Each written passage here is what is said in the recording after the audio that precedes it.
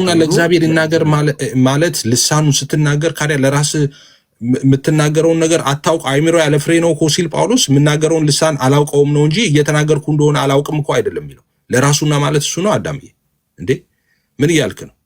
ለራሱና የተባለው ለራሱና ማለት ለራሱና ማለት ለራስህ ኤፍሬም አንተ እንደዚህ ነህ ማለት በላ አይደለም። ለራሱና ለእግዚአብሔር ማለት ከእግዚአብሔር ለብቻው ከእግዚአብሔር ጋር ይነጋገር ማለት ነው። ሌሎች ሰዎችን ኢንቮልቭ ሳያደርግ ሳይረብሽ ሰዎችን ሌላ ሰው ሳያስገባ እሱና እግዚአብሔር ያወሩ ማለት ነው። እሱማ ለእግዚአብሔር ይናገር ነበረ መባል ነበረበት። ለራሱና ለእግዚአብሔር ይናገር ሲባል አንተ ያወቀው ታዲያ ለራሱ ይናገር አሁን እንደምለው እንደዛ ነው የተረዳው። የሚለው ትርጉም ለአንተ አይሆንም። ለራሱ የሚለው ለአንተ ስለማይሆን እየሰረስከው ነው ያለው። መጽሐፍ ቅዱስ ላይ የተጻፈው ለራሱ እና ለእግዚአብሔር ነው የሚለው። ሁለት አለ፣ ለራሱ እና ለእግዚአብሔር። እሺ ይኸውልህ but if there is no one to give this sense, let him keep quiet in the church and let his words be to himself and to God. Men. Let his word let his word be to himself and to God. ያ ማለት ምን ማለት ነው? ለመጨረሻ ጊዜ ነው ይሄንን የምነግርህ። ለራሱና ማለት ኤፍሬም አንተ እንደዚህ ነህ፣ አንተ ኤፍሬም እንደዚህ ነው እያልክ ለኤፍሬም ንገረው ማለት ሳይሆን አንተና እግዚአብሔር ሁለታችሁ ጨርሱ፣ ሁለታችሁ ተነጋገሩ ማለት ነው። ኦኬ፣ ሌላ ምንም ትርጉም የለውም። አማርኛውም እንደዛ ነው፣ እንግሊዝኛውም እንደዛ ነው የሚለው። let his word be to himself and to God ነው የሚለው።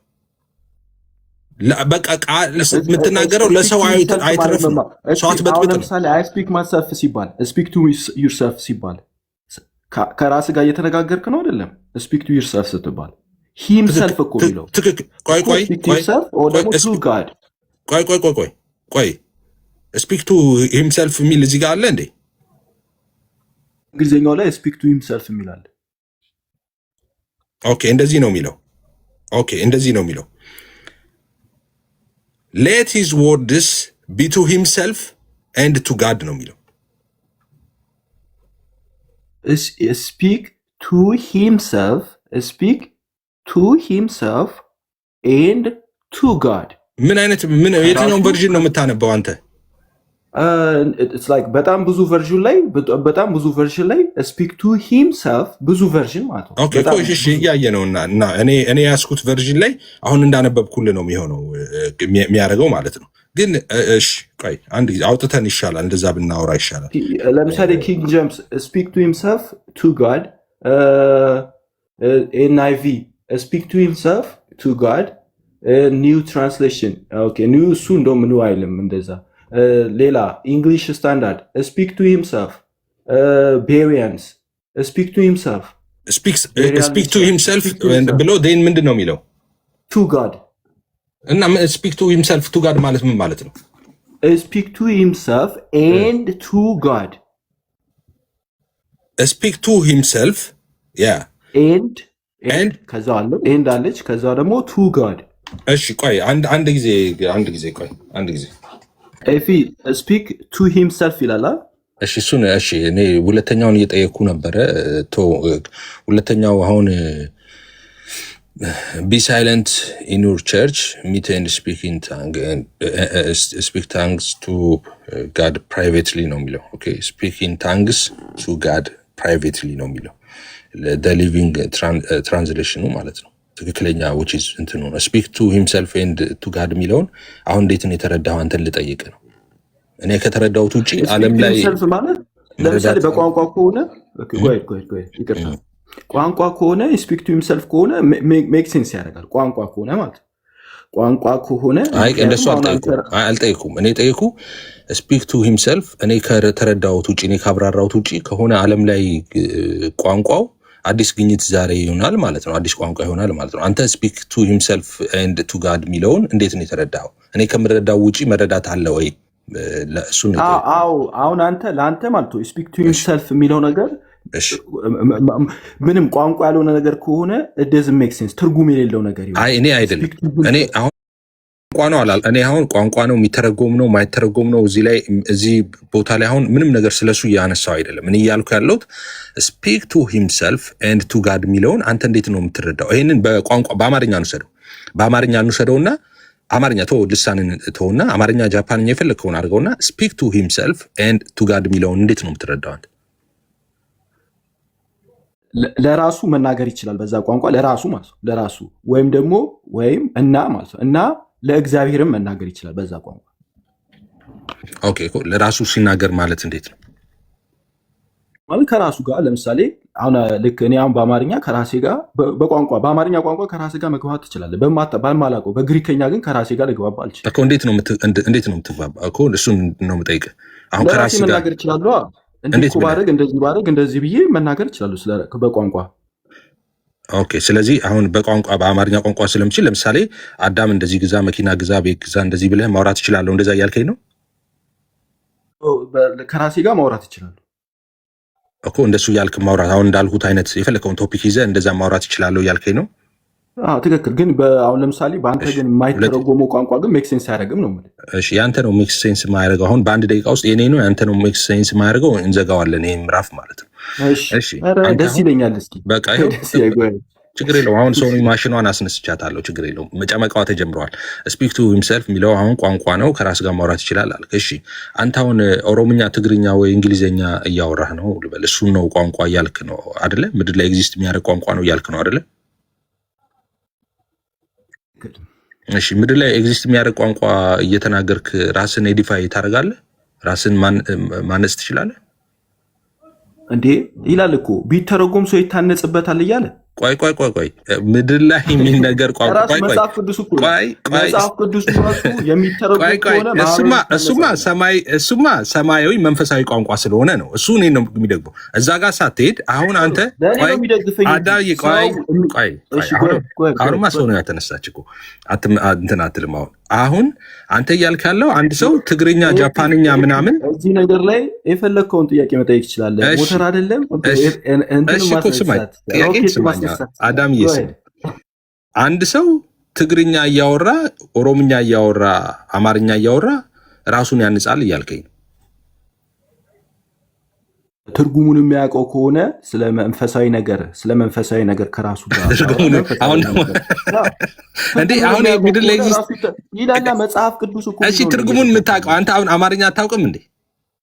እኮ የምታውቀው ቋንቋ ከሆነ ራስን እያነጽክ ነው። በአማርኛ ቋንቋውን ተናጋሪ ነህ አንተ። አሁን በአማርኛ ተናግረህ ራስን አንጸህ ታውቃለህ?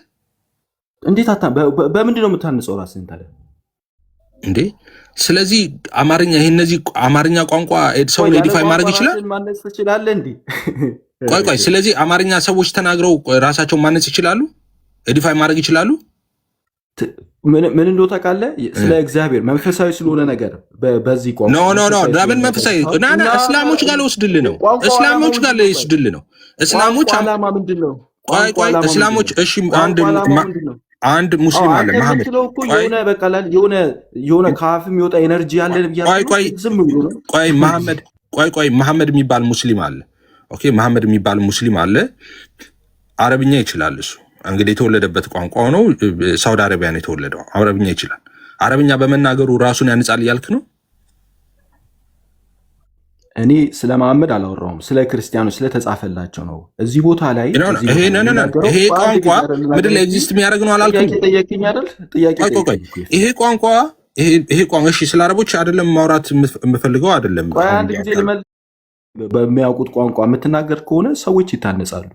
ግን የማያውቁት የምትናገረው ነገር ሰዎች ባያውቁት አይታነጹበትም። ስለማወቅና ስላለማወቅ ነው። መታነጽና አለመታነጽ ከማወቅና ካለማወቅ ጋር የተያያዘ ነው። ኦኬ እሺ፣ ጳውሎስ ምን ይላል እዚህ ጋር? አሁን ይሄኛው ያልከው ነገር ትክክል ያልሆንበትን በጣም ከይቅርታ ጋር አዳምዬ፣ ጳውሎስ 14:13 ላይ ስለዚህ በልሳን የሚናገር እንዲተረጉም ይጸልይ ይላል። ስለዚህ ቦታ ላይ ወደዛ እያረከሱ ወደዚህ ስለመጣህ ነው። አንተ ነው የመጣው እኔ አልመጣሁም። ስለዚህ በልሳን የሚናገር እንዲተረጉም ይጸልይ አለ። ይሄ ልሳን የሚባለው አንተ ምድር ላይ ኤግዚስት የሚያደርግ ቃል ነው ብለሃል። ምድር ላይ ኤግዚስት ያደርጋል ይሄ ቃል ምድር ላይ ኤግዚስት የሚያደርግ በቃ ምድር ላይ ኤግዚስት የሚያደርግ ቃል ከሆነ ይሄ ሰው በልሳን የሚናገረው እንዲተረጉም ይጸልይ ተብሏል። ይሄኛው እሺ ቁጥር 4 ላይ እኮ ራሱ ይታነጽበታል። አየህ ራሱ ይታነጽበታል ማለት ያውቀዋል ማለት ነው። ቋንቋውን ያውቃል። ነገር ግን ለሰዎች መተርጎም ደግሞ መተርጎም ደግሞ ሌላ ስኪል ነው። ራሱ ያውቀዋል ያልከው እንዴ? ባያውቀውማ እንዴት ይታነጽበታል? ሳያውቅ ይታነጻል እንዴ? ይኸው እዚህ ጋር ጳውሎስ አያውቅም እያለ ቋንቋውን ያውቋል። ጳውሎስ አያውቅም እያለ ይኸው እንደዚህ ይኸው በልሳን ብጸልይ መንፈሴ ይጸልያል፣ አእምሮዬ ግን ያለ ፍሬ ነው ይላል። አእምሮ አያውቅም እያለ ያለ ፍሬ ነው ማለት አያውቅም ማለት ነው። አዎ በምንኛ አማርኛ ፍሬ ማለት አያውቅም ማለት ነው። አእምሮ ያለ ፍሬ ነው ማለት አያስተውልም። አእምሮ አያውቅም ማለት ነው። ምጸልየውን አላውቅም ማለት ዲክሽነሪ ያውጣና የትኛውም ዲክሽነሪ ከዛ ይኸው እዚህ ጋር ሲተረጉሙ ራሱ ፍሩትፉል አይደለውም ነው እየተናገረ ያለው። አእምሮ መረዳቴ ፍሩትፉል አይደለም፣ አያውቀውም ነው ያለ። ቆይ አያውቀውም ማለት ያው ነው። ቆይ ተረጋጋ። በልሳን ብጸልይ አለ። ቆይ በልሳን ብጸልይ ኢየሱስ ጌታ ነው። እኩል ማውራት ጀመርን። አሁን ይኸው በልሳን ብጸልይ ይላል መንፈሴ ይጸልያል፣ አእምሮዬ ግን ያለ ፍሬ ነው ይላል። እንግዲህ ምንድን ነው አለና በመንፈስ እጸልያለሁ፣ በአእምሮም እጸልያለሁ አለ። አየህ በመንፈስም እጸልያለሁ፣ በአእምሮም እጸልያለሁ፣ በመንፈስ እዘምራለሁ፣ በአእምሮ እዘምራለሁ አለ። አእምሮ ያለ ፍሬ ነው፣ በመንፈስ እጸልይ እያለ ነው። ስለዚህ በልሳን ብጸልይ መንፈሴ ይጸልያል፣ አእምሮ ያለ ፍሬ ነው ማለት አእምሮ አያውቀውም ማለት ነው። አዳም ኤፊ አሁን እንትኑን አስቀምጠውና ማለት እዚህ መጽሐፍ ቅዱሱ ላይ ነው። ኦልሬዲ አንተ መጀመሪያ መረዳት የያዝከው ነገር ስላለ በቃ አስዩም እያደረክ ነው የምትሄደው። ይሄው አያውቀውም እያለ ነው፣ አእምሮ ያለ ፍሬ ነው እያለ ነው ጳውሎስ። እኔ ስለተጻፈው ነገር ነው እያወራሁት ያለሁት። አንተ ደግሞ በጭንቅላት ይዞ የመጣውን ነገር ይሄ ነገር እኔ ምንድን ነው እያልክ ያለው? ይሄው አእምሮ ያለ ፍሬ ነው ይላል እኮ። አእምሮ ያለ ፍሬ ነው ማለት መረዳቴ አንፍሩትፉል ነው፣ ፍሬ የለውም። መረዳት ያንተ መረዳት ሰዎችን ማህበሩ አልታነጸበትም። ስለዚህ አንፍሩትፉል ነው። ቆይ አንድ ጊዜ አሁን አንተ የምትለው አሁን እያልክ ያለው አንፍሩትፉል ነው ያለው ማን ነው? እንደዛ ብሎ የተናገረው ማን ነው? እንግሊዝኛው ከፍተው አንፍሩትፉል ይላል። አንፍሩትፉል ነው የሚለው። አንፍሩትፉል ማለት ምን ማለት ነው? ማን ያለው ብለኝ ነበር እኮ አይደል? ቆይ አንፍሩትፉል ማለት ምን ማለት ነው? ማን ያለው ብለኛል ነበር። እንግሊዝኛውን ያየሁት አንተ አልክ። እሺ ማይ አንደርስታንዲንግ ይላል። ኦዶን ሰከንድ ፍሩትፉል አይደለም ማለት ፍሩትፉል አይደለም በዚህ ጉዳይ ላይ ማለት ሰክሰስፉል አይደለም ማለት ነው። መረዳቴ ፍሩትፉል አይደለም ማለት ሰክሰስፉል አይደለም፣ ልረዳ አልችልም ማለት ነው። ምንድን ነው የምታወራው? መረዳቴ ሌሎችን አልጠቀመም ማለት ነው። መረዳቴ ሌሎችን አልጠቀመም ማለት ነው። አዎ እንዴ ሌሎቹን አልጠቀመም ማለት ምን ማለት ነው? ከየት አመጣኸው? ሌሎቹን አልጠቀመም። ያንተ መረዳት አንፍሩትፉል ነው ማለት ያንተ መረዳት ሌሎችን አልጠቀመም፣ ማህበሩ አልታነጸበት። ለአንተ ፍሩትፉል ካልሆነ ማህበሩ እንዴት ይጠቅማል? ለአንተ እኮ ለእኔ ነው የሚለው። ማህበሩ ጋር ለምን ወሰድከው? እየቀለድክ ነው አዳምዬ? ወይስ ስለ ማህበሩ ነው እያወራ ያለው? የዚህ ቦታ ላይ የተጻፈው ጽሁፍ ተጻፈልን ስለ ማህበሩ። አይደለም። ቆይ እንደዚህ ነው የሚለው በልሳን ብጸልይ አእምሮዬ በመንፈሴ ይጸልያል፣ አእምሮዬ ግን ያለ ፍሬ ነው አለ። ከዛ በኋላ አንተ ምን አልክ? መረዳቴ ፍሩትፉል አይደለም አልክ። እና መረዳቴ ፍሩትፉል አይደለም ብለህ ሌላ ትርጉም መረዳቴ ፍሩትፉል አይደለም ማለት አልረዳም ማለት ነው። ፔሬድ ምንድን ነው የምታወራው አዳም?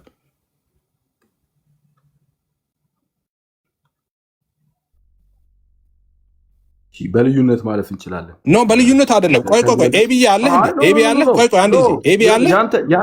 ያንተ እኮ ነው ይሄ። ቆይ ሆዶን ሰከንድ ሆዶን። እሺ አዳም ኤቢ አለ ኤቢ ምንድን ነው እያለ ያለው? ይሄኛውን እንግሊዝኛው ይሻላል ብሎ አእምሮ ግን ብጸልይ በልሳን ብጸልይ መንፈስ ይጸልያል፣ አእምሮ ግን ያለ ፍሬ ነው የሚለውን ወሰደና አይ መረዳቴ ፍሩትፉል አይደለም የሚለው አለ። መረዳቴ ፍሩትፉል አይደለም ማለት በቃ አንደርስታንድ አላረገው ማለት ነው ስለው አይደለም ይለኛል። ሴይ ሰምቲንግ እዚህ ላይ ኤብዬ። እኔም ከሱ የተለየ እስኪ ሌሎች ቨርዥኖችንም ማንበብ ይቻላል። አእምሮ ያለ ፍሬ ነው ማለት ነገሩን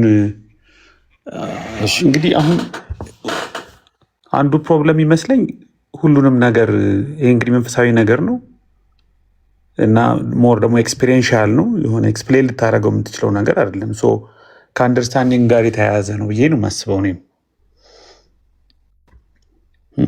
እሺ እንደዚህ ሌሎች ቨርዥኖችንም ማንበብ እንችላለን። አይ ቲንክ ቨርዥኖችን እናንብበውና እሺ እሱን አንብበው። አዳምዬ ይኸውልህ አሁን ብለኸኝ ነበር ያልከው እኔ ያስኩት ቨርዥን ምንድነው መሰለ የሚለው እዚህ ጋር እንግሊዘኛውም ማለት ነው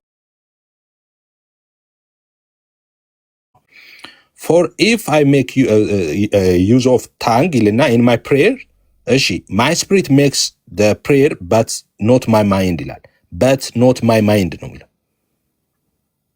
ኦኬ ምን ማለቱ ነው if I make use to tongue in my prayer ያ ማለት በጸሎት ሰዓቴ በልሳን ስጸልይ ማለቱ ነው ኦኬ በጸሎት ጊዜ በልሳን ስጸልይ ይላል my spirit makes the prayer ኦኬ መንፈሴ እየጸለየ ነው but not my mind አይምሮዬ ግን አይደለም እያለ ነው እንዴ አዳም እኔ ጥሩ ሰው እንደው ጎበዝ ብለው የተረጎሙ እንዳለ ታውቃለህ እዚሁ ክፍል ላይ my mind is unproductive ነው እያሉ እሱ እንትኑ ነው ይኸውልህ ቆይ እሱን እናያለን አሁን ኤቢ እንትኑ ቨርዥኖቹን የተለያየ እንትኖቹን ይምጣና እሱን እንወያይበታለን ግን ምንድነው እንደሱ አሁን የሆነ ነገር ሲወራ ለሲ አሁን እንግሊዘኛውን እኔ ኬታ መጣው ብለኝ ነበር ምናምን ትላለህ አሁን አንተ ያስከው ቨርዥን እና እኔ ያስኩት ሊለያይ ይችላል ወይ ሌላኛ ደግሞ ሶስተኛ ቨርዥን ይኖር አሁን ራሱ ያመጣውን ሶስተኛ ቨርዥን አለ ኦኬ ስለሱ ላይ አትቸኩል አዳም የሆነ ነገር ሲል ይሄው እንደዚህ ብሏል ሳይሆን እስቲ እኒ ቨርዥኖችን ምናምን እያልክ አውራ ስናወራ ማለት ነው ኤቢ ይቀጥል ሶሪ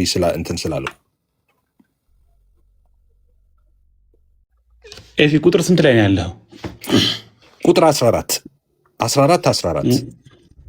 እሺ አይ ቲንክ አንተ የከፈትከው ኤንአይቪ ነው እኔ የከፈትኩት አይ ኤንአይቪ አይደለም እሺ ኤሲቪ አንፍሩትፉል ነው የሚለው ምናልባት ኤሲቪ አንፍሩትፉል ነው ማይ ማይንድ ኢዝ አንፍሩትፉል ነው የሚለው ይሄ እንግዲህ ምናልባት ግሪኩ አካርፖስ ነው የሚለው ካርፖን ፍሩት ፍራፍሬ ምናምን ማለት ነው ዊዛውት ፍሩት ማለት ኦር አንፍሩትፉል ማለት በግሪክ ኖግዤስ ወይም ዩዝለስ ኢንአክቲቭ አክቲቭ ያልሆነ ተብሎም ሊተረጎም ይችላል ግን ሌላም ቨርዥን አይ ቲንክ ይሄን በቂ ነው ምናልባት ግን አዳም ይሄንን ይሰማል ወይ ነው አዳም ይሄንን ትሰማለህ ትቀበላለህ ወይስ የራስህን ዲክሽነሪ ትፈጥራለህ ምንም የተለየ ነገር እኮ አልመጣም ያው እኮ የተባለው ነገር አንፕሮዳክቲቭ ነው ማህበሩን አልታነጸበትም ያንተ መረዳት ስለ ማህበር አይደለም የሚያወራው ስለ ማህበር አይደለም የሚያወራው ስለዚህ ያንን ያሳብ ሚሽር አለ እንዴ በልሳን ስጸልይ አይምሮ ያለ ፍሬ ነው የሚለውን ሚሽር ነገር አለ እንዴ ውረድ ወደታች የምትለው እዴ ያው እኔ ነገር ያለው 14 እና 15 አንድ ላይ የተያዙ ናቸው እስከ 17 ድረስ አንድ ላይ ያዙ እኔ አልተያዙ ማለት ሁሉም የተያዘ ነው ክፍሉ ጠቅላላ የተያዘ በበቂ ሁኔታ ስላሳየው ከዚህ በኋላ አይ ቲንክ የራስ እንትን ነው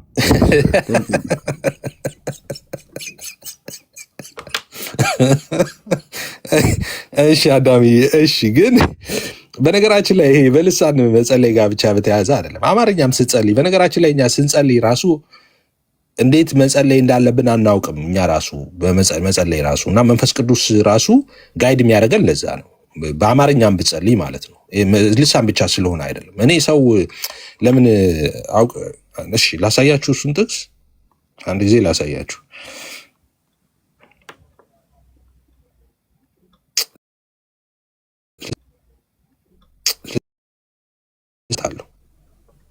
እሺ እንደዚህ ይላል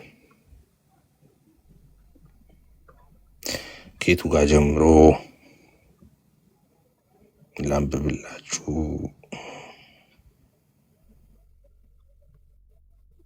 እንደዚህ ይላል እሺ ከሮሜ 8 ከ26 ጀምሮ ላንብብላችሁ ሮሜ 6:26 ጀምሮ እንዲሁም ደግሞ መንፈስ ድካማችንን ያግዛል እንዴት እንድንጸልይ እንዲገባን አናውቅምና እንዴት እንድንጸልይ እንደሚገባን አናውቅምና ነገር ግን መንፈስ ራሱ አይደለም አረ እየተደማመጥን ስለ እግዚአብሔር በልሳን መናገር ብቻ አይደለም በኖርማልም ብትጸልይ እንኳን መጸለይ እንዴት እንደምትችል አታውቅም ራስ መንፈስ ቅዱስ ካረዳ በስተቀር ብዬ ነው የመጣሁት እዚህ ክፍል ላይ ልሳን ነው ትላለህ እየተደማመጥን እንጂ ራስ ስለ እግዚአብሔር እሺ በልሳን እየተነጋገረ ለሮሜ 8:26 ኖ እንኳን በልሳን ቀርቶ አንተ በአማርኛ በምትችለው ቋንቋ እንኳን ብታወራ መጸለይ አትችልም። አንተ መንፈስ ቅዱስ ካልረዳ በስተቀር መንፈስ ቅዱስ ካላገዘ በስተቀር እንዴት እንደምትጸልይ አታውቅም። በኖርማልም ስትጸልይ ማለት ነው። እዛ ጋር ወጥቶ የሚያያዝ አይደለም። እሺ እዛ ጋር ተመልሼ አንድ ፖይንት ብቻ ላንሳና ሰጣቸዋለሁ ወንድሞች ማለት ነው። እዚህ ጋር አሁን ከአዳም ጋር ስንጨቃጨቅ የነበረው ምንድን ነው? እዚህ ጋር እዚህ ክፍል ላይ እንግዲህ አዳም እየታገለ ያለው ይሄንን ክፍል ምን ለማድረግ አስበዋል? አዳም እንግዲህ ያው አዳም እኛን ይሉናል እንጂ እነሱ ናቸው። እነሱ ዶክትሪን ሰርተው ነው መጽሐፍ ቅዱስ ውስጥ የሚገቡት። ዶክትሪን ሰርተው መጽሐፍ ቅዱስ ውስጥ ይገቡና ከዛ መጽሐፍ ቅዱስ ውስጥ የሚያስገኙትን ሀሳብ ሁሉ እየጠመዘዙ ዶክትሪናቸው ውስጥ እንዲገባ ነው የሚያደርጉት። በመንፈስ ግን ሚስጥርን ይናገራል አለ። በመንፈስ ነው ሚስጥር የሚናገረው። ምንድን ነው እንዴ? አለቀ እኮ። ወደ ታች ልውረድና የተከራከርንበትን ሀሳብ ላንሳ። 13 አካባቢ ዝቅ ብሎ ያለውን ሀሳብ ነው እኔ እናንተ ያጣላን። ስለዚህ በልሳን የሚናገር እንዲተረጉም ይጸልይ ይላል። እንዴ ምድር ላይ ኤግዚስት የሚያደርግ ቋንቋ ነው ካልክ ይሄ ቋንቋ እነ ጴጥሮስ ተርጓሚ ነበረ እንዴ? እነ ጴጥሮስ ጋር እንዴ እነ ጴጥሮስ ማያውቁት ቋንቋ የገሊላ ሰዎች ናቸው። የማያውቁት ቋንቋ ተሰጣቸው። የማያውቁትን ቋንቋ ተናገሩ። በዙሪያ የነበሩት ሰዎች ሁሉ የእነሱ ቋንቋ ስለነበር ሰሙ ይላል። እንዴ ካዲያ እዚህ ጋር ደግሞ በልሳን የሚናገር እንዲተረጉም ይጸልይ። ትርጉም ትናገራለህ በልሳን እንደገና ትርጉሙን አታውቅም። ትርጉሙን ያውቃል እያለ ነው አዳም። ከቅድም ጀምሮ የሚታገለኝ እንግሊዝኛው ጃፓኗ ምናምኑ ይለኝ ያውቃል ትርጉሙን ይለኛል። እንዴ ጳውሎስ እንድትተረጉም ጸልይ። ትርጉም ከተሰጠ ታውቃለህ፣ ትርጉም ካልተሰጠ ግን አታውቅም። እዚህ ጋር ወርዶ ምን ይላል? በልሳን ብጸልይ መንፈሴ ይጸልያል፣ አይምሮዬ ግን ያለ ፍሬ ነው ይላል። ምን ማለት ነው? በልሳን ብጸልይ መንፈሴ ይጸልያል፣ አይምሮዬ ግን ያለ ፍሬ ነው ማለት ነው። አይምሮ አያውቅም ማለት ነው። ምንም ውስብስብ አይደለም። በልሳን ብጸልይ መንፈሴ ይጸልያል፣ አይምሮዬ ግን አያውቅም። እንግዲህ ምንድን ነው ይልና በመንፈስ እጸልያለሁ፣ በአይምሮም ደግሞ እጸልያለሁ ይላል ጳውሎስ። ከፋፍሎ ነው የሚያስቀምጣቸው በአይምሮ መጸለይና በልሳን መጸለይ። ይሄ ልሳን ማለት አንደበት ነው። ኦፍኮርስ አንደበት ቋንቋ ማለት ነው፣ ግን መንፈሳዊ ሰማያዊ ቋንቋ ነው እንጂ ምድር ላይ ኤግዚስት የሚያደርግ ሰሙር የሚነገር ጃፓንና ጣሊያንኛ ምናምን አይደለም። እንደዛ የሚባል ነገር የለም። እዚህ ጋር እየተናገረም ያለው ወረድ ብለህ አንብበው የምትለኝም እንዲማ ካልሆነ አንተ በመንፈስ ብትባርክ ባልተማሩ ስፍራ የተቀመጠው ምትለውን ካላወቀ እንዴት አድርጎ ለምስጋና አሜን ይላል? ያልተማረ እያለ ይገልጠዋል። እዚህ ጋር ያልተማረ የሚለው ቅድም እንዳልኩ እርሻና ኑሮ ዘዴ ያልተማረ አይደለም። ያልተማረ ማለት መንፈሳዊ ዓለምን የማይረዳ ማለት ነው። ያልተማረ ያላመነ እያለ ነው የሚገልጣቸው እዚህ ጋር ማለት ነው። ያላመኑ ሰዎች፣ ክርስቲያን ያልሆኑ ሰዎች፣ ወደ ጉባኤ የገቡትን ሰዎች ስለነሱ ነው የሚያወራው። እነሱ እንዳይተሰናከሉም ነው ይሄ ጽሑፍ የተጻፈው። ስለዚህ ይሄ አንደኛ ቆሮንቶስ ምዕራፍ 14 ላይ ያለው ልሳን ምድር ላይ ኤግዚስት የሚያደርግ ነው ምትሉ ከሆነ ምድር ላይ ኤግዚስት የሚያደርግ ቋንቋ ነው እንደ ጃፓንኛ፣ ጣሊያንኛ እንደዛ ነው ምትሉ ከሆነ ማትመልሷቸው ጥያቄዎች አሉ። ማትመልሷቸውን ጥያቄዎች ይህን ብቻ ላንሳና አትመልሷቸው ማለት ለዘላለም አትመልሷቸውም። እነዚህን ጥያቄዎች የምትመልሱ ከሆነ አዳም እናንተ ትክክለኛ ናችሁ። በነገራችን ላይ የእኛ ልሳን እውነትም እናንተ እንደምትሉት ውሸት ነው፣ ትክክለኛ አይደለም፣ መጽሐፍ ቅዱሳዊ አይደለም። ይህን ጥያቄ መመለስ ከቻላችሁ ማለት ነው። ለዘላለም እነዚህን ጥያቄዎች አትመልሱም። ለዘላለም አንደኛ ማትመልሱት ጥያቄ በልሳን የሚናገር ለእግዚአብሔር እንጂ ለሰው አይናገርም። ቁረጡት። ይህንን ከመጽሐፍ ቅዱስ ላይ ቆርጣችሁ አውጡት። በልሳን የሚናገር ለእግዚአብሔር እንጂ የምትከራከሩ ወንጌላውያንም ገብታችሁ አንደኛ ቆሮንቶስ 14:2 ከፍታችሁ ቁጭ በሉ። ሌላ ምንም ወዴትም እንዳትሄዱ። በልሳን የሚናገር ለእግዚአብሔር እንጂ ለሰው አይናገርም፣ የሚያስተውለውም የለም፣ በመንፈስ ግን ምስጢርን ይናገራል። አለቀ በቃ። ትቆርጠዋለህ። ይህንን ለእግዚአብሔር ነው የምትናገረው ለሰው አይደለም አለ። ካዲያ ምድር ላይ ኤግዚስት የሚያደርግ ቋንቋ ነው የምትለው ከየት አምጥተህ ነው? የሚያስተውለውም የለም ማለት ነው። ልጨርስ። እሺ ዳኒ ያፍጥነዋል። ልጨርስ። ብዙ ነገር እያልከኝ አንድ ነገር ልጨርስ። በልሳን የሚናገር ለእግዚአብሔር ነው እንጂ ለሰው አይናገርም፣ የሚያስተውለው የለምና በመንፈስ ግን ምስጢርን ይናገራል አለ። በመንፈስ ምስጢር ይናገራል፣ የሚያስተውለው የለም ብሏል። ኦኬ አንድ ነው። ይሄኛው አንድ ነው። ሁለተኛው ላይ አለ። እሺ ሌላኛው ላይ 13 ላይ ልሂድ። ኤግዚስት የሚያደርግ ምድር ላይ ያለ ነው ቋንቋ የምትሉ ሰዎች ማለት ነው። በልሳን 13 ላይ ስለዚህ በልሳን የሚናገር እንዲተረጉም ይጸልይ አለ። ኦኬ በልሳን እየተናገርክ መተርጎም ላትችል ትችላል። አሁን ማይተረጎም ልሳን አይደለም ከጌታ አይደለም የምትሉት ከጌታ መጣችሁት። ሐዋርያው ቅዱስ ጳውሎስ ልሳን ተናጋሪም ሆነ ማይተረጎምም ሰው አለ፣ እየተናገረ ማይተረጉም አለ ነው የሚል። በዚህ ጉባኤ ውስጥ መካከል በቆሮንቶስ ቤተክርስቲያን መካከል ልሳን ተናጋሪ አለ፣ ማይተረጉም አለ። መተረጎምና ሁሉም ለነገሩ አይተረጉምም። እሱንም አሳያለሁ። ጥርት ባለ አማርኛ ጳውሎስ ይነግራል። እሱንም ምንድን ነው የሚለው? በልሳን የሚናገር እንዲተረጉም ይጸልይ። ትርጉሙ በጸሎት የሚገኝ ነው። ጃፓንኛ ቢሆን አንደኛ ተርጓሚ አያስፈልገውም። እነ ጴጥሮስ ተናገሩ፣ በዙሪያ የነበሩት ሰሙ። አንተም ልሳን ምድር ላይ ኤግዚስት የሚያደርግ ነው ካልክ ጃፓን ሂድና ጃፓንኛ ይሰጣል፣ በጃፓንኛ ተናገር፣ ጃፓኖች ይሰሙዋል። ይሄ ግን እንደዛ አይደለም። ጃፓን ሄደ ጃፓኖች አይሰሙም። ለምን? ልሳን ተሰጥቶም ተናግረ ያይተ የምትናገረው አንተም አታውቀውም። ይኸው ጳውሎስ በልሳን ብጸልይ መንፈስ ይጸልያል አይምሮ ያለ ፍሬ ነው ይላል። የሚሰማህም አያውቀውም። ስለዚህ ትርጉም ያስፈልጋል። ትርጉሙን ጸልየ ነው የምትቀበለው። የጸጋ ስጦታ ነው። በግልጽ ነው መጽሐፉ የሚያስቀምጠው። ይሄው እዚሁ ጋር አንደኛ ቆሮንቶስ 14 አይደል ያለ ነው። አንደኛ ቆሮንቶስ ምዕራፍ 12 ላይ እንደዚህ ብሎ በግልጽ ያስቀምጣል። እሱም ብዬ ልጨርስ። አንደኛ ቆሮንቶስ ምዕራፍ 12 ላይ እንደዚህ ነው የሚለው። ይሄ በግልጽ ነው የሚያስቀምጠው በነገራችን ላይ ማለት ነው። እንደዚህ ይላል፣ አሰራር ልዩ ልዩ ነው ይላል።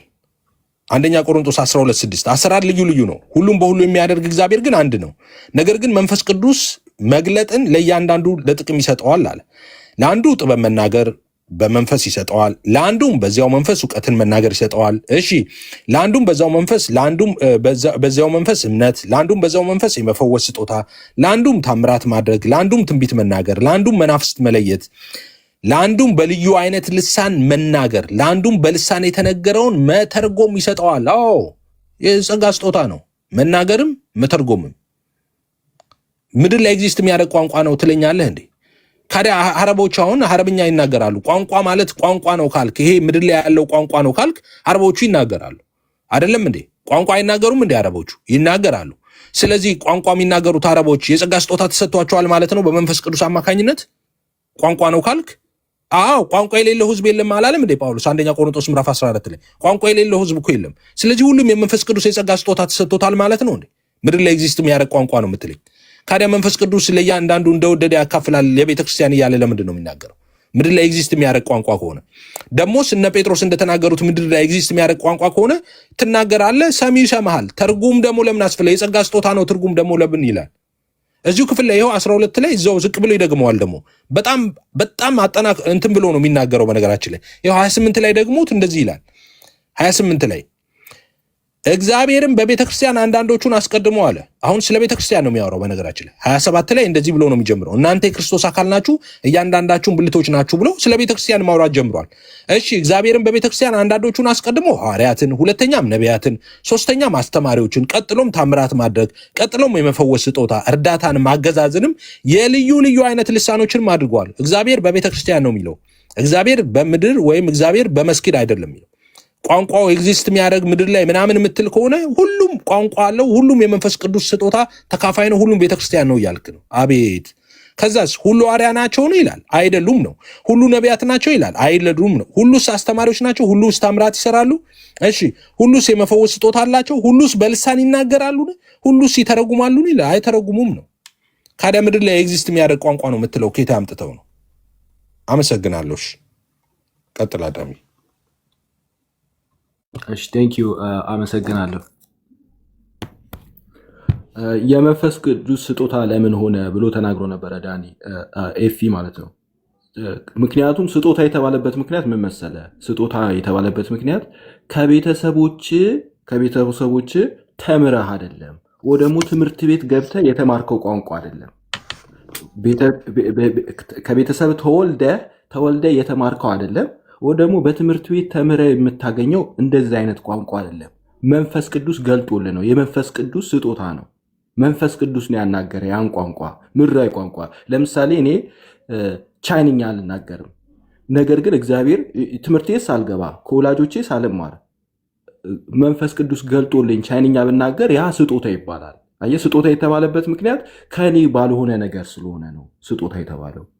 እኔ ምንም ኤፈርት ሳላደርግ ያ መናገሬ ነው ስጦታ የተባለው እንጂ ምድር ላይ ከሆነ እንዲህ ስጦታ ይሆናል ብሎ እንጃ እንደዛ አይደለም። ኤኒዌይስ ቆንጆ እዚህ ጋር ልትጠይቅ እዚህ ጋር ላንሳ እዚህ ጋር ፖይንት ላንሳለ እዚህ ጋር ሳትሄድ እንትን ሳይል ማለት ጥሩ ጨርስና በኋላ ታነሳልኛል ከይቅርታ። እሺ እንደዛም እንችላለን። እሺ ጎይድ እሺ እንደዛም እንችላለን። ጎይድ ቁጥር 2 ላይ የቻሌንጅ ያረከውን ብቻ መልሼ እሄዳለሁና ቁጥር 2 ነው እሄዳለሁ ምንድነው ማለት እሄዳለሁ ማለት ወደታች ወርዳለሁ እንጂ እዛ ያለው እሺ በልሳን የሚናገር ለእግዚአብሔር እንጂ ለሰው አይናገርም ይላል።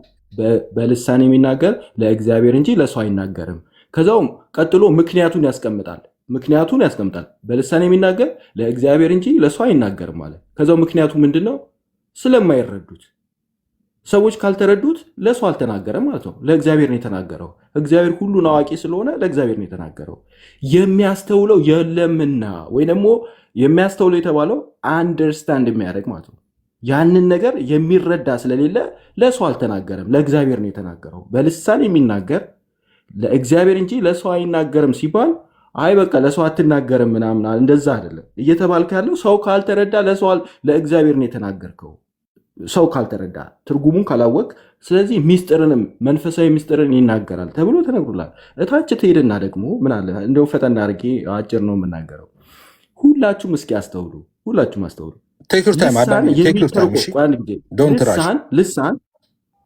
ልሳን የሚተረጎም ከሆነ ማህበሩ ይታነጽበታል። ልሳን ከተተረጎመ ማህበሩ ይታነጽበታል። ልሳን የሚናገር ሰው ግን ራሱ ያነጻል ይላል። ልሳን የሚናገር ሰው ራሱን ያነጻል ይላል። ኦኬ የሚተረጎም ከሆነ ማህበሩ የሚታነጽ ከሆነ ሲተረጎም ማህበሩ ከታነጸ፣ ልሳን ግን ሰው ሲናገር ራሱ የሚታነጽ ከሆነ ትርጉሙን ያውቀዋል ማለት ነው። ተናጋሪው የልሳኑን ትርጉም ያውቃል ማለት ነው። አለበለዚያማ መታነጽና ማወቅ መታነጽ ከማወቅ ከመረዳት ጋር ተያይዞ ሳይረዳው ነው የሚታነጸው ብለህ የምትናገር ከሆነ ለምን ሳይረዱ አልታነጹ? ማህበሩ ሳይረዱ ለምን አልታነጹ? ሳይረዱ እኮ እንዲተረጉምላቸው ተነግሯል። ይሄ ግን ስለተረዳው ነው እኮ ይታነጽበታል ተብሎ የተነገረ። ቁጥር 4 ላይ በልሳን የሚናገር ራሱን ያንጻል። ራሱን ያንጻል ማለት ትርጉሙ ገብቶታል። ትርጉሙ ስለገባው ነው የታነጸው። ለማህበሩ ግን የማትተረጉምላቸው ከሆነ ለማህበሩ የማይተረጎም ከሆነ አይታነጹበትም። ትርጉሙን ስለማያውቁ ስለማይረዱ አይታነጹ። አለቀ። ሌላ ደግሞ ታች ወርደ አንትን ብለህ ነበረ። ሌላ መጠየቃችሁ ጥያቄ እናንተ በፊት ያነሳሁትና ጥያቄና መልስ እኔ እናንተ ጥያቄና መልስ አሁን 5 ጥያቄ ስል ጥያቄ ማለት አይደለም። ቆይ ጥያቄና መልስ 5 ደቂቃ እንግባ። ኧረ ሀሳቤን ልጨርስ። ጨረስኩ እኮ ቁጥር 28 ላይ የሚተረጉም ባይኖር ይላል በማህበር መካከል ዝም ይበልና ይላል። የሚተረጉም ከሌለ በማህበር መካከል ዝም ይበልና ለራሱ እና ይላል። ለራሱና ለእግዚአብሔር ይናገር ይላል። ይህን ነበረ ወደ ሌላ ቦታ ሄደን እንግሊዝኛው ምናምን ስናይ የነበረው ለራሱ መናገር አለበት። በማታውቁት ቋንቋ እስኪ ቀስ ብላችሁ አስቡት። በማታውቁት ቋንቋ ለራሳችሁ እንዴት ብላችሁ እንደምትነጋገሩ ከራሳችሁ ጋር በማታውቁት ቋንቋ እስኪ ለጥቂት ለ5 ሰከንድ በማታውቁት ቋንቋ ከራሳችሁ ጋር ለመነጋገር ሞክሩ። ኢምፓስብል የማይቻል ነገር ነው። ስለዚህ ይሄ ቋንቋ ተናጋሪው ማወቅ አለበት። የሚያውቀው ቋንቋ ከሆነ ብቻ ነው ሜክ ሴንስ የሚያደርገው። የማያውቀው ቋንቋ ከሆነ ከራሱ ጋር እንዴት ብሎ ያወራል? ከራሱ ጋር መነጋገር ስለማይችል ኢምፓስብል። በማታውቀው ቋንቋ ከራስ ጋር ልታወራችል። አለቀ። እሺ 5 ደቂቃ ጥያቄና መልስ። ደቂቃ ማነው የሚያስቀምጥልን? ደቂቃ አስቀምጡልን። ምን ልጠይቅ ነው ዳኒ? ተጠያየቅን እኮ እንዳለ እኮ አለቀ። ሌላ ምን ትጠይቀኛል? 5 ደቂቃ እንጠይቅ። 5 ደቂቃ እንጠይቅ። ከፈለግ 1-2 ጥያቄ ጠይቀኝ። አለቀ። ግን ሌላ ምንም ሁለት ደቂቃ ተናግሬ ልውረድ። የግድ መሄድ ያለብኝ ነው እንዴ? እሺ አለ ብዬ እኮ ነው ብዬ ቀጥቀሽ ጎሄድ ብዬ አንድ ሰው በሚያውቀው ቋንቋ ልሳን እዚህ ጋር 1ኛ ቆሮንቶስ ላይ የተጠቀሰው ቋንቋ ወይም ልሳን የሚታወቅ ቋንቋ ከሆነ ለራሱ እና ለእግዚአብሔር የሚናገርበት ያ ልሳን ከሆነ ሰውየው ራሱ የራሱ ኦሪጂናሊ የሚናገረው ቋንቋ ካለ በዛ ኦሪጂናሊ በሚናገረው ቋንቋ ለራሱም ለእግዚአብሔርም ሊናገር ሲገባው እንደ ስጦታ በተሰጠው ልሳን ተመልሶ እንዴት ለራሱና ለእግዚአብሔር በዛ በአዲሱ በሌላ ሀገር ቋንቋ ወይም በሌላ ሰው ቋንቋ ሊናገር ይችላል? ግልጽ ነው ኤፋ ሀሳቤ? በጣም ግልጽ ነው። አሁን አንተ አማርኛ ትናገራለህ። ለምሳሌ ልሳን የሆነ ሀገር ቋንቋ ነው እንበል፣ ስፓኒሽ ልሳን በቃ ተሰጠህ እንበል። አሁን አንተ በግል በምትጸልይበት ጊዜ ለምን በስፓኒሽ ትጸልያለህ? ለአንተና ለእግዚአብሔር በአማርኛ ለምን አትጸልይም? አንዱ እንትን ይሄ ነው። ግን የተዘለለችው ክፍል ምንድን ነው? ቁጥር 2 ላይ ያለችው ነው። ቁጥር 2 ላይ ያለችው በልሳን የሚናገር ለእግዚአብሔር እንጂ ለሰው አይናገርም ይልና የሚያስተውለው የለምና በመንፈስ ግን ሚስጥርን ይናገራል። ሚስጥር ነው የሚናገረው። ያንን ሚስጥር ሰው አይረዳውም።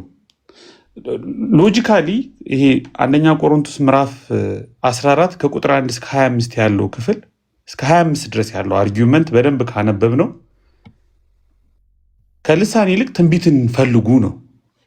ከልሳን ይልቅ በልሳን ከመጸለይ ይልቅ አጥብቃችሁ ትንቢትን ፈልጉ። ኦኬ፣ ትንቢትን መናገር ሰዎች ስለሚረዱት ጉባኤው ይታነጻል ከሆነ አርጊውመንቱ የጳውሎስ ልክ ነው። እዚህ አንደኛ ቆሮንቶስ የተጠቀሰው ልሳን የሚነገር ቋንቋ ቢሆን ሰው የሚሰማው ቋንቋ ቢሆን ለምንድን ነው በልሳን ከመጸለይ ይልቅ በትንቢት መጸለይ ምረጡ የሚለው ወይም በትንቢት መናገር ምረጡ የሚለው? ሁለቱም ትንቢትም በሚገባቸው ቋንቋ ነው የሚነገረው። ልሳንም አሁን ባለው ክርክር መሰረት ከሆነ የሚታወቅ ቋንቋ ነው። ለምን በቃ እንዲተረጎም አብሮ መሄድ ነገር አይደለም። ግን ከ1 እስከ 25 ያለው 14 ከ1 እስከ 25 ያለው ሀሳብ በዋናነት ትንቢት ጉባኤውን ቢውልድ አፕ ስለሚያደርግ ስለሚያንጽ፣ ልሳን ግን በግልም የሚጸለይ ስለሆነ ሞር ጉባኤውን የሚያንጸው ቢውልድ አፕ የሚያደርገው ልሳን ስለሆነ ትንቢት ስለሆነ እሱን ምረጡ ነው። መሀል ላይ ሁሉ በፍቅር እንዲሆን ቻፕተር 3 እንደ ኢንተርሉድ እንደ ሰበር ዜና ገብታለች። ትምህርቱ የሚጀምረው ምዕራፍ 12 ላይ ነው። ስለ ጸጋ ስጦታዎች የሚያወራው ምዕራፍ 12 እና 14 ነው። 13 አይ የፈለገ ልሳን ብትናገሩ የፈለገ ትንቢት ብትናገሩ ግን በፍቅር አድርጉት በስርዓት አድርጉት ይላል። 14ም የመጨረሻ ቁጥር 40 ስናነበው ሁሉ በአግባብና በስርዓት ይሁን ይላል። ሁሉም ሰው እኮ አእምሮ አለው፣ ይሰማል፣ ያዳምጣል። ስለዚህ እኔ የምናገረውን ይስማ። አንተ አይደለም። አይ አስታውሰኝ፣ ምንድን ነው የጠየቅኩ እያልኩ ነው። አስታውሰኝ። የሐዋርያት ሥራ አነሳህና የሐዋርያት ሥራ ላይ ለሰዎች ተናግረዋል አልክ። ሰዎች አድምጠዋቸዋል። ለሰው ተናግረዋል ማለት ሰዎች ስለተረዱት ነው አላልኩም። ስለዚህ ጥያቄን በድጋሚ ልጠይቅ ማለት ነው። አልሰማኝም። የጠየቁት ጥያቄ ግልጽ ነው። ሐዋርያት ሥራ ምዕራፍ 2 ላይ እነ ጴጥሮስ የተናገሩት ለሰው ነው ወይስ ለእግዚአብሔር ነው? እኔ ደግሞ ምን አልኩ መሰለ፣ ሰዎች ባይሰሙትና ባያስተውሏቸው ኖሮ ትክክል ነው፣ እግዚአብሔር ምን እንዳሉ ያውቃል አልኩ። ምንም ችግር የለም እና ከኔ ጋር ምንም የሚያሳየው ሰዎቹ ባይሰሙት ኖሮ አትበል። ሰምተውታል። ታሪኩ እኮ ነው። ኦልሬዲ ታሪኩ እኮ ሉቃስ ጽፎልናል። በቃ ሐዋርያት ሥራ ላይ ሰው ተጽፏል። ኦልሬዲ ታሪክ ነው፣ ሪትን ዶክመንት ነው ኦልሬዲ። አሁን ባይሰሙት ኖሮ እያልክ አትመልስ። እንዲህ ባይሆን ኖሮ ይባላል እንዴ? ኢየሱስ ከማርያም ባይወለድ ኖሮ ይባላል እንዴ? ኦልሬዲ ተወልዶ አዳነን እኮ። ስለዚህ አሁን ጥያቄ እኔ እነ ጴጥሮስ ሐዋርያት ሥራ ምዕራፍ 2 ላይ የተናገሩት ለእግዚአብሔር ነው ወይስ ለሰው? ኦኬ፣ እዛ ቦታ ላይ አንተ ለማድረግ የፈለግከው ገብቶኛል እና ምንም አትጠቀምበትም። ምንም ለውጥ አያመጣም እኮ ከኔ አስተምሮ ጋር ምንም ለውጥ ከኛ አስተምሮ ከቤተክርስቲያናችን አስተምሮ ጋር ምንም ለውጥ የሚያመጣ ነገር አይደለም። ሰዎቹ ስለተረዱት ከሰዎቹ አንጻር የተናገሩት ለሰው ነው ተብሎ ሊነገር ይችላል። ስለተረዱት ስላወቁ በእኛ ቋንቋ ስላሉ ስለገባቸው የተናገሩት ስለገባቸው ስለዚህ ለሰው ነው የተናገሩት። አንድ ጊዜ ሰዎች ባይረዱት ባያውቁ ምን እንዳሉ ባያውቁ ኖሮ ኖሮ ለምን ትላለህ? ኖሮ ብሎ አርጊመንት አለ እንዴ የተደረገ ታሪክ ላይ? በጣም ግልጽ አርኩላ። ሁለቱንም በአንድ ላይ እኮ ነው። በአንድ ማን ፍቃድ ሰጠህ አንተ? ባይሆን ኖሮ ለምን ትላለህ? የተጻፈው እኮ ኦልሬዲ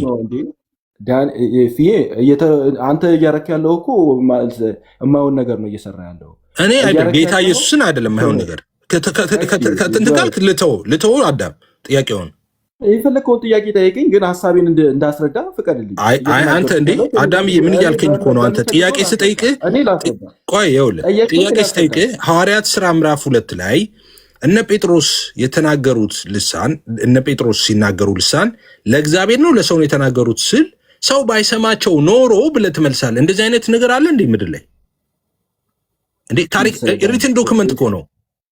ኤፊ ያልኩት ምን መሰለህ? ያልኩት እዛ ቦታ ላይ በቀጥታ የእኛን ቋንቋ ይናገራሉ ብለው ስላሉ ተረድቷቸዋል፣ እናውቃለን። ስለዚህ በቀጥታ ሰዎቹ ስለተረዱ ስላወቁ ምን እያሉ እንዳለ ስላወቁ ለሰው ከሰው አንጻር ከእነሱ ጋር ተነጋግረዋል ብለን መናገር እንችላለን። ከሰው አንጻር አይደለም። የእግዚአብሔርን ታላቅ ስራ እንዲህ ነው እኮ ያሉት ሰዎቹ። የእግዚአብሔርን ታላቅ ስራ በገዛ ቋንቋችን እየነገሩ ነው እኮ ነው ያሉት ሰዎቹ። ስለዚህ ምንድነው ያስፈራህ? እነ ጴጥሮስ የተናገሩት ለሰው ነው ማለት ምንድነው ያስፈራህ? ምንም ለኛ ተው በቃ ትቼዋለሁ። እሺ ትቼዋለሁ። ወደ ሁለተኛው ትቼዋለሁ። በቃ ትቼዋለሁ። ይኸውላችሁ አዳም ያለበት ምክንያት ለምንድነው ያላለበት ምክንያት እዛ ጋር ለሰው ነው የተናገሩት ካለ እዚህ ጋር በልሳን የሚናገር ለእግዚአብሔር እንጂ ለሰው አይደለም ይላል። ስለዚህ በቃ አለቀ ማለት ነው። ውይይቱ አልቋል ማለት ነው። ለዛ ነው ይህንን መመለስ ያልፈልገው። ኢስ ኦኬ። ወደ ሁለተኛው ልሂድ። የሚያስተውለው አንድ ጊዜ እድል ትሰጠኛለህ? ቆይ ጥያቄ መጨረስ መጨረሻ ላይ እሰጥሃለሁ። መጨረሻ ላይ እሰጥሃለሁ። የሚያስተውለው እኮ በቃ ከሁለተኛው ጥያቄ ተውኩኝ። አንዴን ሁለተኛው ጥያቄ በልሳን የሚናገር ለእግዚአብሔር እንጂ ለሰው አይናገርም። በቃ ሁለተኛው ጥያቄ ተውኩት እኮ ያንን። እሺ ጎሄድ። እሺ ሁለተኛው ጥያቄ ላይ የሚያስተውለው የለምና ይላል። እዛው ላይ የሚያስተውለው የለምና ይላል። እሺ ጥያቄን ስማኝ አሁንም በደንብ። ሐዋርያት ሥራ ምዕራፍ 2 ላይ እነ ጴጥሮስ ልሳን ሲናገሩ ያስተዋለው ሰው ነበረ አልነበረም?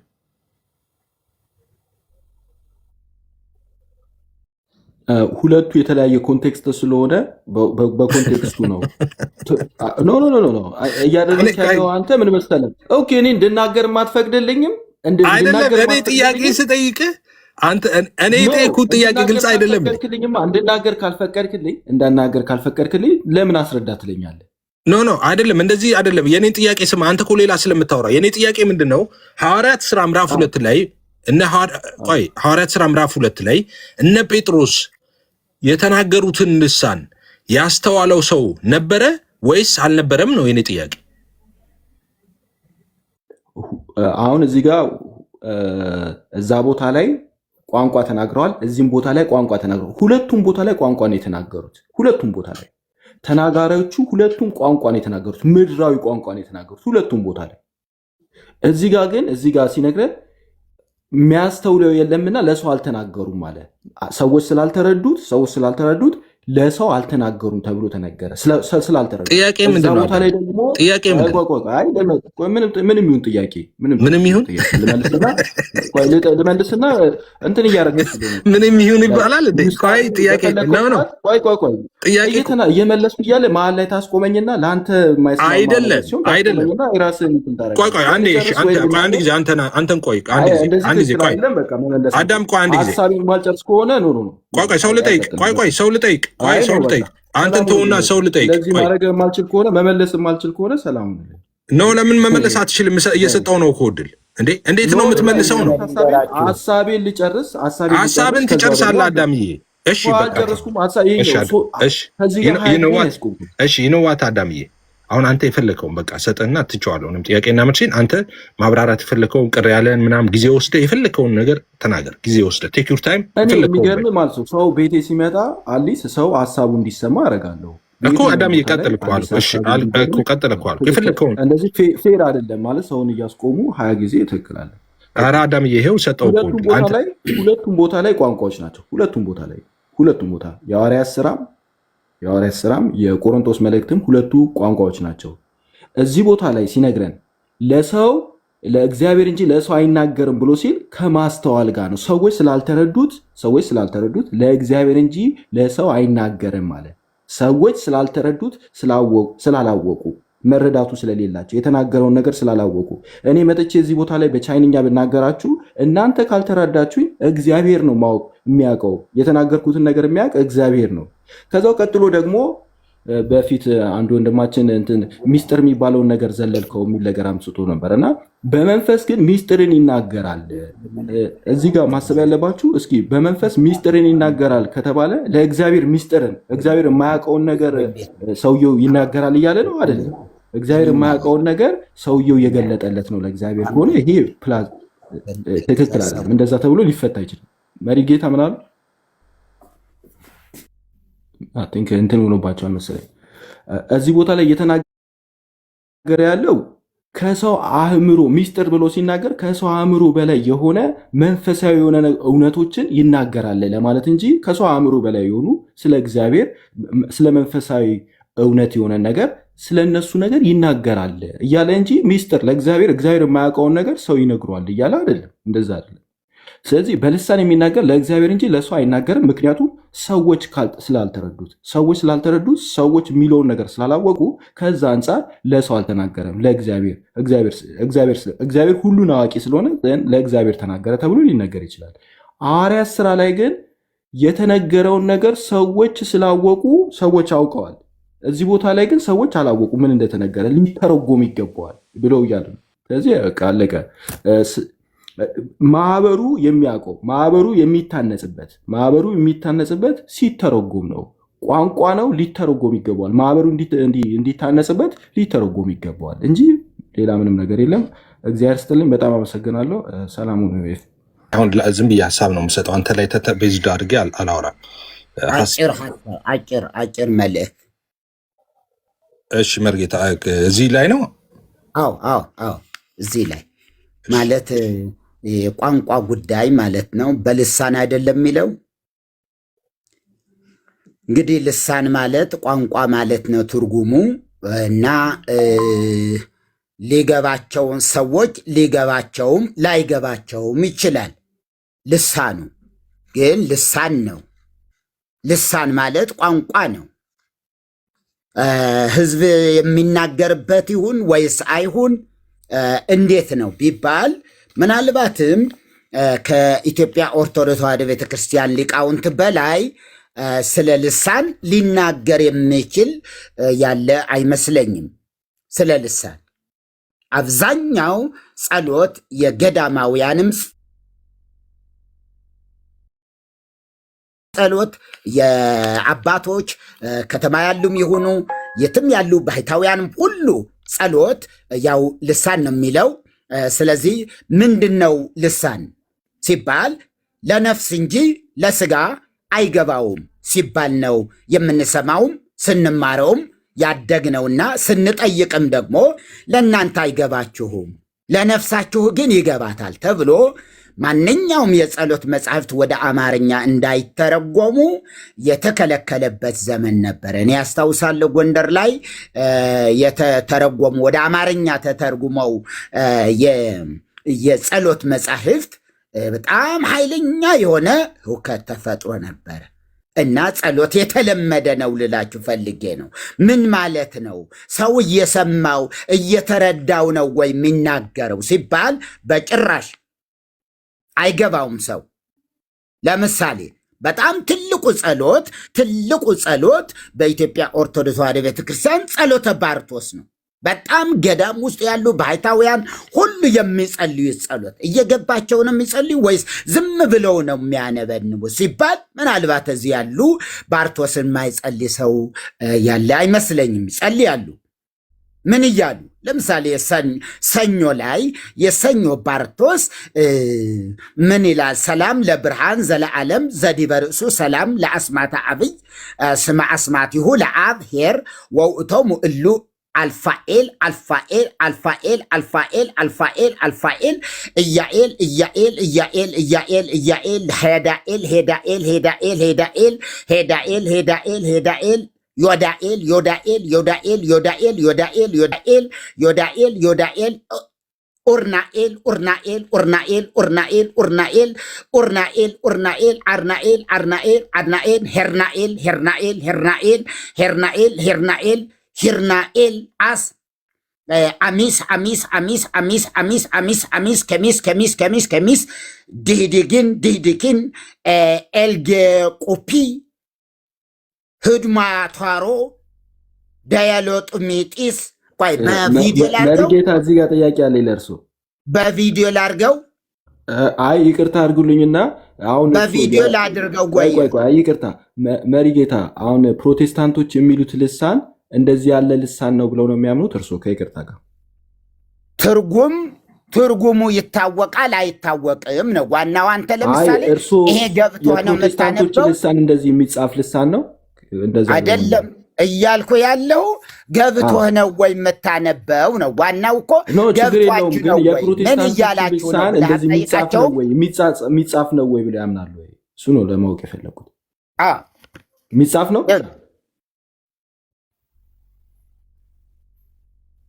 ይሄው እየነገርኩ ነው እኮ ይኸውልህ። ይሄ አሁን ይሄ ገባው አልገባው አይደለም ዋናው እየተነሳ ያለው ልሳን ይቅርታ አድርጉልኝና እንዲያስረዱኝ እንድንግባባ። እሺ ልሳን የሚባለው እንደዚህ ያለ የሚጻፍ እንደዚህ ኤ ተብሎ ቢ ኤርጋኤል ምናምን እየተባለ የሚጻፍ ልሳን ነው እንደዛ ያለ ልሳን ነው ወይ? ስለዚህ ባለመጻፉ ነው ችግሩ ወይስ የማይሰማ መሆኑ? እኔ ጥያቄውን በጥያቄ ልመልሰው። እሱ እንዲገልጹት እኮ ነው። አሁን ሊያመሳስሉ መጥተዋል እንዴ? ልሳን እንደዛ ያለ ነው ካሉ ለምን አያስረዱኝም? እንደዛ ያለ አዳምዬ እንደዚህ ነው ነው መሟገቻቸው። እሳቸው ባርቶስ ላይ ያለው እውነተኛው ልሳን እሱ ነው አይደለም። አሁን እሳቸው ይዘው የመጡት መሟገቻቸው እያሉ ያሉት ምንድን ነው? ልሳን ማለት ምድር ላይ ኤግዚስት የሚያደርግ ሰሙዌር የሚነገር ቋንቋ ነው እያልክ ነው ያለው አንተ ማለት ነው። ሶ እንደዛ እያልክ ከሆነ ምድር ላይ ኤግዚስት የሚያደርግ የሆነ ቦታ የሚነገር ቋንቋ ነው እያልክ ከሆነ አንተ ኦኬ፣ ይሄ ደግሞ ሲጀመር በመጽሐፍም ነው ጭራሽ ታትሞ የወጣው። አንተ ቅድም እንደውም ስትናገር የነበረው እንደሚታወቀው ሁልጊዜም እንደምትናገረው ማለት ነው ስጦታ ነው እግዚአብሔር የሚሰጥ ነው እንደዚህ እያልክ ስትናገር ነበር። ይሄ ታትሞ እንግዲህ ልሳን መታተሙ ራሱ ትንሽ እኔ ግራ የሚገባኝ ነገር ነው። ልሳን የሚታተም ነገርም አይደለም በመጽሐፍ ግን እሳቸው በመጽሐፍ ታትሟል እናንተም ጋር ልሳን አለ እያሉ ነው እኮ። ይሄ ነገር ከእናንተ የሚገናኝ አይደለም ማለት ነው አይደል? አይ ከኛ ጋር የእናንተን እኮ ነው እየነገሩ ያለው እኮ። ስለዚህ እሳቸው ባርቶስ አዳምዬ ባርቶስ የኛ መጽሐፍ ነው እንዴ? ይሄ እኮ ትርጉም ያለው ነገር እኮ ነው። ይሄ ትርጉሙ የሚታወቅ ነገር ምንድነው? ትርጉሙ ነው እኮ እሳቸው ትርጉሙ ምንድነው እያሉ ነው። እርሶ ትርጉሙን አይወቁት። እርሶ ቻይንኛ አላወቁም ማለት ወይ ደግሞ ፈረንሳይኛ አላወቁም ማለት ቋንቋ አይደለም ማለት አይደለም። ይቅርታ ያርጉልኝ። በመጀመሪያ ቻይንኛ ነው ይሄ። አረ አይደለም እየነገርኩት ያለሁት ቻይንኛ ነው። አረ እየተወራ ስላለው ነገር እንዲገቡት እንዲረዱኝ ነው። ወይ ደግሞ እርሶ ያስረዱኝ። እርሶ ያመጡት አሁን እነዚህ ቃላቶችን ያመጧቸው የው እናንተም እንደ ጴንጤዎቹ ትናገራላችሁ ለማለት ነው ወይ? እንደዛ ካሉ አሁን እንደዛ ትናገራላችሁ ብለው ካሉ ጴንጤዎች እንደዚህ ያለ አሁን እንደተጻፈው ያለ እንደዛ ያለ ልሳን ነው ወይ የሚናገሩት? እሱ ነው እየጠየቁት ያሉት። በጣም ጥሩ። እሺ መልስ ልመልሰው። አሁን ችግሩ ምንድን ነው? ችግሩ ገብቷችሁ ነው ወይ የምትጸልዩት? አደለ? ዋናው አደለ ወይ መልእክቱ? ጴንጤዎቹ በልሳን ስታወሩ ወይም በልሳን ስትጸልዩ ገብቷችሁ እየገባችሁ እያወቃችሁት ነው ወይ የምትጸልዩ? ምን እያላችሁ እንደሆነ ገብቷችሁ ነው ወይ? አይደለም እንዴ ጥያቄው? የኔ ጥያቄ አሁን ያመጡት አሁን ሲያነቡት የነበረው የጴንጤዎቹ አይነት የፕሮቴስታንቶቹ አይነት ልሳን ነው ብለው ነው ያመጡት? አይደለም አዳምዬ፣ እሱን አብራራውልህ። እሳቸው ያመጡበትን ምክንያትማ ነገሩ እኮ እናንተ ቤተክርስቲያን፣ በኦርቶዶክስ ቤተክርስቲያን ልሳን አለ። ያ ልሳን ደግሞ በመጽሐፍ ሁሉ ታትሟል። ባርቶስ የሚባለው ላይ አሁን ልሳን አለ። አሁን እኛ የለም ብለን እናውቃለን እንጂ ልሳነ ግዕዝ እኮ አለን እኮ ልሳነ አማርኛ። ቆይ እኮ እሺ ካለ ትርጉሙ ይታወቃል እያሉ ነው እሳቸው። ትርጉሙ ይታወቃል ልሳነ ግዕዝ እኮ አለን። ኖ ትርጉሙ ይታወቃል እያሉ ነው። ያውኑ ታዲያ የማይታወቅ ነገር እንዴት ምንድነው ትርጉሙ? ማን ነው የተረጎመው? የትርጉም መጽሐፍ ተጽፎለታል ወይስ ሰው አለ አለው? ይታወቃል እኮ እሳቸው እንዴት እሷቸው አላወቁትም ማለት ትርጉም የለውም ማለት እኮ አይደል? ማግኘት እንችላለን አሁን ትርጉሙን? ያው ይገኛል። አሁን ይህን ነገር ዲያቆናትን ብታስገባ ከስር አንድ ዲያቆን ብታስገባ በደንብ አድርገው የተረጉሙላል። እሺ ባርቶስ ላይ ያለውን ልሳን መተርጎም የሚችል ዲያቆን ካለ ልሳን ሳይሆን ቋንቋ እኮ ነው፣ የተጻፈ ጽሁፍ እኮ ነው። እንደ እንትን አይደለም። ይሄ አሁን የፕሮቴስታንቶቹ አይነት ልሳን አይደለም፣ ቋንቋ ነው፣ የተጻፈ ጽሁፍ እኮ ነው። በፊደል ራሱ የሚቀረጽለት እኮ ነው ንግግር እኮ ፊደልማ አለው። እሱ እኮ ነው እንትን ያለኝ ፊደልማ አለው። ኢስ ኦኬ ግን ፊደል ተጽፎለታል። ልክ ነው። ግን አሁን አንተም አታውቀውም ትርጉሙን፣ እኔም አላውቀውም። ስለዚህ የዚህን ትርጉም የሚያውቅ ሰው አለ ወይ ነው